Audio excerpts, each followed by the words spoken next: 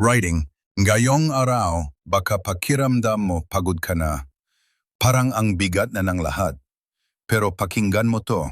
Sabi sa Jeremias, 29:11, sapagkat alam ko ang mga plano ko para sa inyo, mga planong ikabubuti ninyo at hindi ikasasama, upang bigyan kayo ng pag-asa at magandang kinabukasan. Isipin mo yon. Habang ikaw naguguluhan, may Diyos na sigurado sa direksyon mo. Habang ikaw nawawalan ng pag-asa, siya hindi kailanman nawalan ng plano para sa iyo. May isang tao, halos sumuko na sa buhay. Lahat na ginawa niya, pero parang walang nangyayari.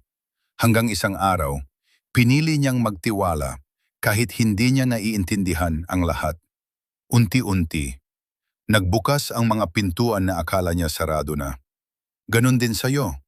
Hindi pa tapos ang kwento mo. Hindi pa huli ang lahat. Minsan, ang delay, hindi rejection. Preparation yan para sa mas malaking blessing. Kaya kapit lang. Magtiwala ka.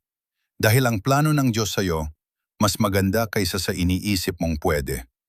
At tandaan mo, kung may pangarap ka, may dahilan kung bakit ibinigay yan sa'yo. Patuloy kang lumaban. May magandang darating.